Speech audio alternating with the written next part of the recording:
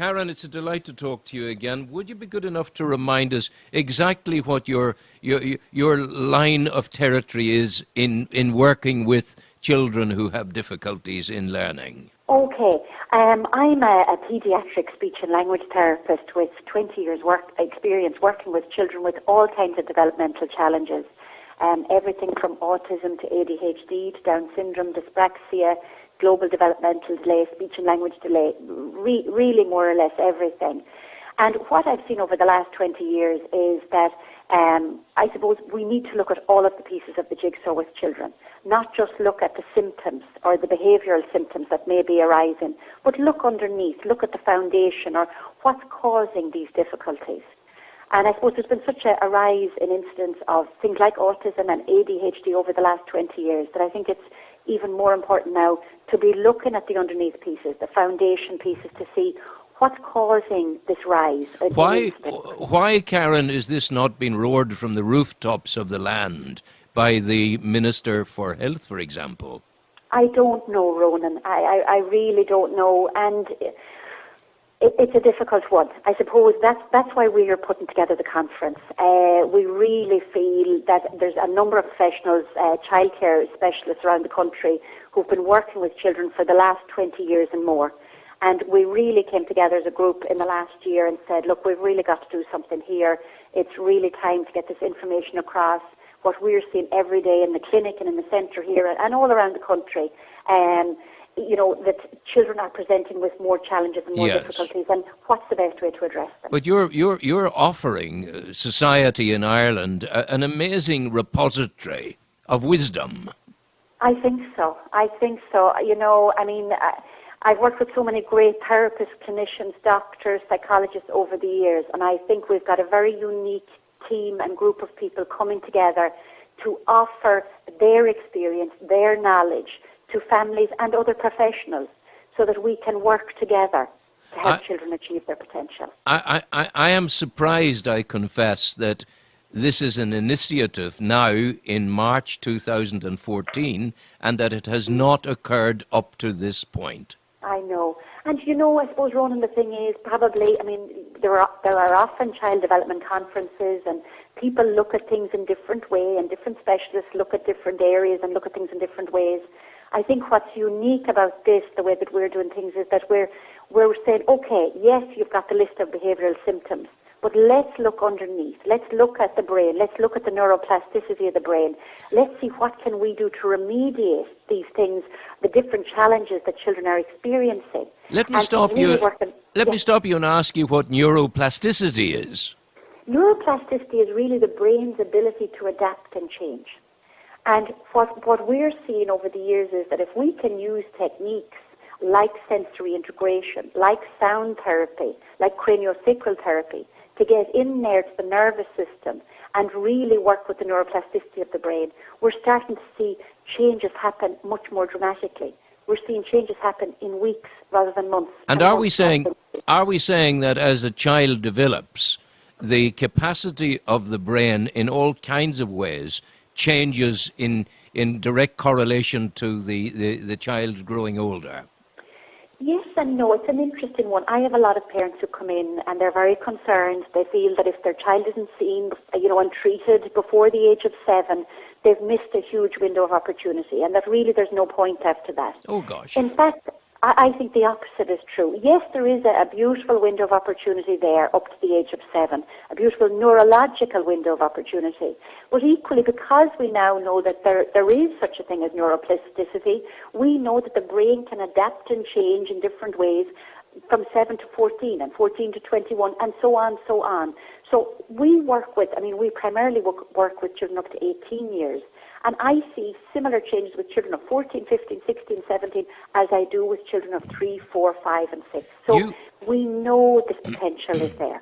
You have identified the need, you have identified the potential, you're giving effect to your concern with the conference and bringing together the coterie of experts in order to find a way forward. What is the health service in the Republic of Ireland similarly assiduous in doing these things? Are they prioritising it in anything like the same way as you and your colleagues are doing. I'm sure they are. I mean, I would know a lot of therapists working within the health service and psychologists who are great therapists, great psychologists, and But is there a lack? I suppose they're working with a different system. Yeah, is there a lack of coordination? Because coordination of various disciplines and various determinations is coming through from what you're saying to me. That bringing together of a band of knowledge. I think what it is, I suppose, I think what we're doing is looking at things maybe in a unique way. We're looking from a sensory integrative perspective. We're looking from a bottom-up approach and a top-down approach. So we're saying, for example, for me, from a speech therapy point of view, I've worked as a speech therapist for 20 years. I combine what I would consider traditional speech and language therapy techniques, which are very much a top-down approach, with sound therapy and sensory integrative techniques. And that's where I feel that it's the combination of both. That's where we really see the difference. And we were talking. One without the other isn't effective. We were talking to some folk whose child had treatment with you, and they noticed and they were aware of an amazing difference in a very, very short period of time because of the almost immersion therapy. You were there, the child was with you, and it was a constancy of caring. That's very, very optimistic. Absolutely, and I think that's the beauty of this, and this is another reason we're doing the conference, is we feel from the work that we've seen and done with the children over the years and the results that we're achieving, that there is so much hope out there for parents. So we really want to, I suppose, give that back to parents, because what we're seeing over the last number of years is that more and more parents are coming distraught, downtrodden, feeling like there's no hope, losing hope for their own children, losing sight of their own child, in the middle of all of the assessment and, maybe lack of services and all of that. And we really want to say, let's work together. And that is ourselves and the public health system. Let's all work together with the families to help children achieve their potential. Let's blend together our expertise so that children are really, truly achieving their potential. And are you finding there's something of a resistance to that kind of approach? I wouldn't say that there's a resistance. I suppose, interestingly, it has been difficult enough to get anyone from the health service on board with our conference. So that has been difficult. And I worked myself in the health service for probably 6 years, and then in Enable Ireland for a number of years as a senior therapist after that. So a lot of us who are speaking have worked for the public service over the years throughout the world. And I just think it is where things are at the moment. And sometimes what happens is that the private health service are in a position maybe of moving things forward, and then other times the public health service are.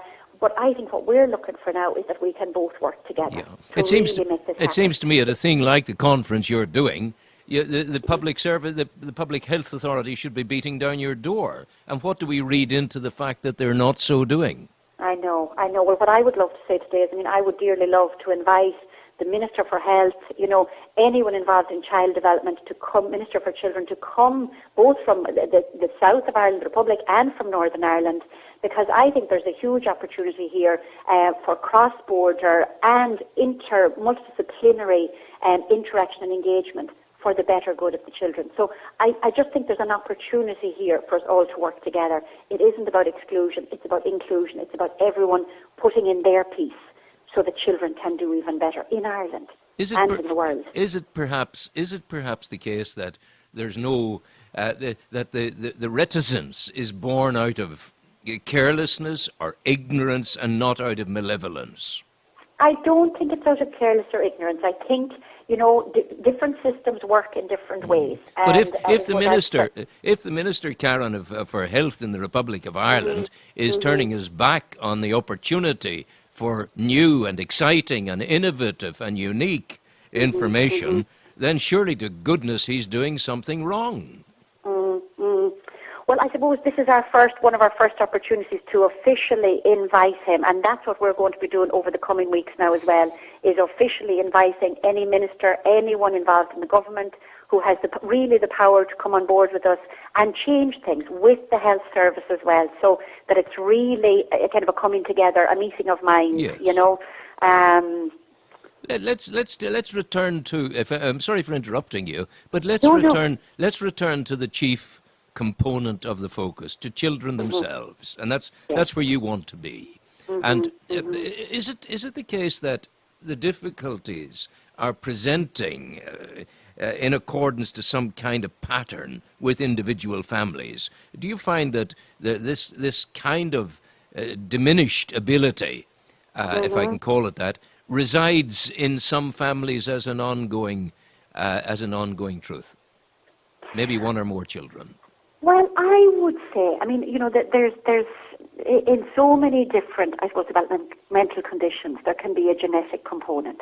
Yes. And for all of us, we know, what would you say, the apple doesn't fall too far from the tree Yes. in terms of maybe personality and ability and that kind of thing. However, that's only one, I would see that as only one small part of the jigsaw. And I think there are a lot of other parts of the jigsaw, including, I suppose, the child's own ability and helping them to achieve their own ability. Because a lot of the children that we're seeing, I mean, I would say that I have yet to meet a child who has come here, and a lot of the children that we see have already been to OT, occupational therapy, have already been to speech and language therapy for a period of time, maybe psychology, etc. And I've yet to see a child coming here who I'd say has reached their potential. Wow, that's a huge So, statement. Yeah, absolutely. And I'm, and I'm not saying that as a kind of, and we're fixing all. It's not. No, I about know that, you're not but doing that. I know not you're at not. all. Yeah. What I'm saying is, are we looking at all the pieces of the jigsaw? And at the Are moment, we looking at the sound therapy? Are we looking underneath? Are we looking at the biomedical interventions? What's causing this rise in incidence of challenges for children, particularly in the autism end of things? We've gone from a diagnosis or an instance of 1 in 1,000 30 years ago to 1 in 100 today. yeah. There's something going on. What is it? What is it? And There's it's a lot something, more than yeah. genetic. A lot more than genetic. It's interesting the way the world is changing, the way we take things for granted, and the way we abuse our environment. Maybe there are factors that we don't yet even fully consider.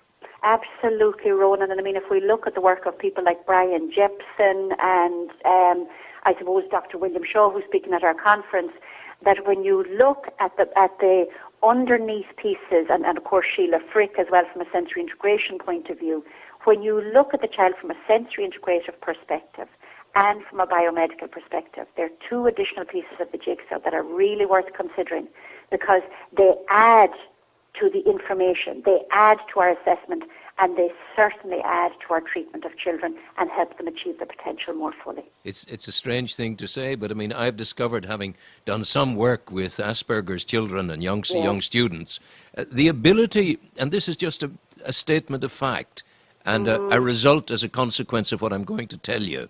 It has been my experience that if the person who is teaching or the person who is working with the child takes the trouble, has the patience to establish some kind of, let's just call it friendship, an understanding, an outreach that's reciprocated, that there is that joie de vivre between the groups, that I've, in my experience, it's brought an enormous response from children. It's almost like turning on a tap and things begin to happen.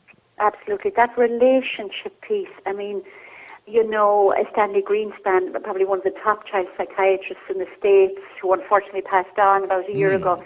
I mean, he spoke so much about the importance of the relationship. That relationship-based piece is so critical.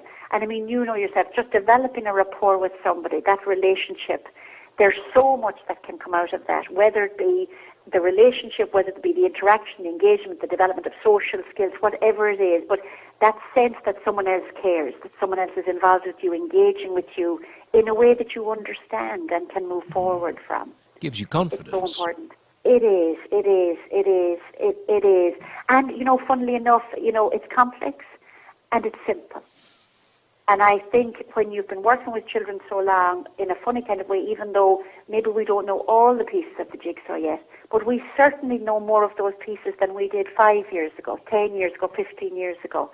And I think that's what we ideally would like to start talking more about how do we incorporate those pieces to help more children move on so that we can help children achieve their potential more fully and also learn about any other pieces that we need to incorporate as well. it would certainly be my hope that your conference is going to contribute to that aspiration. Now, can you remind people where and when the conference is, please? Great.